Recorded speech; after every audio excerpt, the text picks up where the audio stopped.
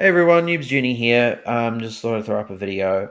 This is what I've been working on. Those are my Austrians. I had a bit of a mishap with that guy there. Yeah, that guy there. I put him on wrong. But fortunately, this glue here is a bit slow acting, and I managed to prime off, so it wasn't so bad. I've got my officer here. He looks pretty good. My general, I should say, he's from like a pack of three, but like when you get the warlord, not the warlord, Perry starter, he comes in there. One of the three come in the three-pack box of infantry. Those are my cuirassiers. You've already seen them, but this is like an update on those. And these are my bamboo spears. I haven't worked on my Japanese infantry, but I've been playing quite a few games of bolt action lately, so I thought I'd whip these up and show them off. I think they're really, really cool. Yeah, and I'm really enjoying my painting. I've done some more work over there on my Landwehr and my regular Austrians, and I was working on a couple of Hussars today. But yeah, no, overall my hobbying and painting is going pretty good, and hoping to get some more games in. Hoping to get a game in tomorrow of Bolt Action. Yeah, I'm hoping to do that at a local store, so I'm looking forward to that. Um, what else was I going to say? Ah, yes. I've made a friend, and he has a 3D printer, and there is a really cool file floating around on Thingiverse, which is if you're interested in Japanese, like I am, it has a lot of the vehicles that Warlord just don't produce. So it's got this tractor. I can't remember. I think it's called the Sodar or something. I don't know what it's called, but it's just like it's a looks kind of like a there's a there's like a stereotypical German tractor that used to tow the 88. This is basically the same thing except it's like tiny. It's like cut in half and then they just like welded it back together. So it's this tiny little thing. You've got though that STL has that vehicle. There's also they've got the Tankettes.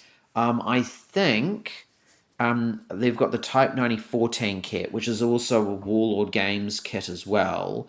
But the STL kit, and I don't know why this is, the Thingiverse guy. He's on Patreon as well. I don't know his name. I wish I could support him, but like I don't know his name. So he seems like a pretty cool dude. He's also doing Japanese artillery.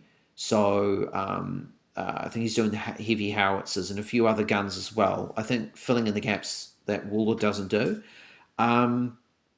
But they've got the Type 94 or Type 92, which is basically it has a medium machine gun and it's a tankette. And they weren't particularly great in terms of the war, but like, I mean, it's cheap armor and it's like running around. And it would probably, and you know, like that's what the Japanese were good at was having armor when the Americans like least expected it. But then when they kind of did expect it, it was like, oh look, a Sherman. Oh okay, look at that tank. Oh, it's dead. But you know, they the tankette's pretty cool. The thing which is interesting about this STL is that it has little bits and pieces to make it have a chem, like a chem trailer. I don't like a chem thrower. I don't know if they did have a flamethrower variant of it. I haven't seen anything, but apparently they might have. It's a possibility. I mean, the kit seems to have one. Yeah, so they've got that tractor. They've got the tankettes. They've got quite a few tankettes. They've got some. They've got a lot of armored cars. Yeah, they've got a lot of armored cars. They've got this weird one which Warlord does as well. That can go on the road as well as the railway lines. So, like, yeah, apparently that was a thing. They've got like one that's got I think two medium machine guns in it. It's not too bad. It's quite a few shots. Um, but I don't know how competitive it would be. I think you're probably better off with a tankette. I think that the armor might be a bit better. But yeah, no, they're pretty good. Those tankettes from the same things. They also do Hargos. There's also like this. The STL does like a couple of variations of the Japanese amphibious tanks. And they've also got this other weird one, which is basically like a light tank that they put the Chiha turret in. I can't remember what it's called. You've got a lot of the Defense of the Home Islands tanks, and then you get some like weird ones where like they're not exactly sure if it was involved or not, because like an example of that is the Horo. Like the Horos were in I think it's the Honi actually. Horos were in the Philippines in I think it was Luzon. I might be wrong. I don't know the exact city it was, and I apologize to any of my Filipino viewers if I got that wrong, in terms of city or whatever. But it was one of the major battles that the Americans fought in. It was the siege. It was like I think it was the siege of Luzon. I'm not exactly 100% sure, but there was a major battle in the Philippines where it was basically street to street fighting, and the Horos that they were there. So they were there, and there were accounts of like I think another couple of tanks that were there, but they're unconfirmed.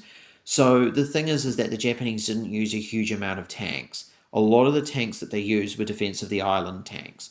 So like the Japanese equivalent of a Sherman doesn't come into play till like much later, and it didn't even see combat. No. There's another one. I don't know what it's called that might have been there, but they don't know for certain. So apologies for yawning. So you can get that tank. They've got like that SCL's also got these crazy like it's like a half track, and then it's like a coastal gun. It's got like an 88 equivalent cannon in the back, which is kind of cool. Yeah, and he's going to do some printing for me, which is very good of him. The Tankettes aren't too expensive as well, and the shipping's pretty reasonable as well. So I'm looking to get some stuff. Because the thing which is frustrating about the Japanese is that like a lot of the stuff is like a little difficult to find. The anti tank guns and the howitzers, like they sporadically come to New Zealand, but you don't see them all the time unless you go to Warlord directly. Um, so yeah, normally I'll wait and see what Mighty Ape has to offer, and at the moment it's just like the kind of stock standard things. It is a little frustrating though because Mighty Ape still haven't got the new Warlord kit for the Japanese, which is basically it's not a bad starter set. It's actually a really good one. But the problem is that like not Warlord, Mighty Ape still is selling the metal and resin Chiha kit, and in that particular starter set. And that metal and resin Chiha is absolutely horrendous. The plastic one, and I've done a video on it before, is a really, really good model. Like, really easy to put together, like an absolute dream. And speaking from experience, because I've got two of them, I normally run my Kaishin Hotochiha, and that thing's a little. It's not a bad tank. It can do some damage if need be. It's going to struggle against like bazooka shots or something like that, but if you position it well, it will survive. But yeah, no, there's unfortunately again that starter set is only the metal and resin one, and that metal and resin one is just awful. It just didn't go to like I've built one before, the one before I did the unboxing, and it just like it was okay, but the plastic one's just so much better. They're just so good. Although, with a slight caveat, I will say this: the Hargo, which is a metal and resin kit too, is actually really good. It's really good, and one of the things you can do with it, and which is what I did with my Hargo, is what you can do is that you can I foolishly I didn't drill into it. I just straight up got some magnetic tape and put it in the bottom, super glued it in, and then I super glued a magnet in, just stuck that in, and it stuck in there, it just turns, and it looks really good actually. but again, on the metal and resin thing, if you are interested, like if you are a bit worried about like Japanese stuff being like metal and resin, I will say this: like the Hargo is a very safe kit to buy. It's really good. Track detail's good. The figure is a bit like the guy, with the officer isn't great, but like you could substitute in the Chi-Ha driver for the Hargo one. I don't think anyone's going to care that much. But yeah, no, the kit's really nice. And it's also got a good collection of decals as well. It's even got a license plate on it. And it's got, I think it's designed, it has like the Navy used to use them, so you can use it with Special Naval Landing Force, depending on like how like ridiculously into into it you want to do with like historical accuracy. And then finally, I went to the library and I got some books. So I got one on the Russo-Turkish War of 1877. I don't know anything about it, so I was like, "Ooh, I'll get that out." Austrian auxiliary troops. That's quite an interesting read. So that's what I'm kind of working on at the moment. Those Landwehr there. Russian army of the Napoleonic Wars. I still have to finish off like a couple of stands of infantry for them. Yeah, and then we've got the Russian army of the Napoleonic Wars, cavalry, 1799 to 1814. That's a dragoon, and I don't know who that. I think there might be a musician for a cuirassier unit. Austrian army, 1836 to 1866. I just got that out because I just didn't know anything. I just got that for a little bit of inspiration, and then the cavalry. This is quite an interesting read. Kursk and Moscow, 1941 and 1943.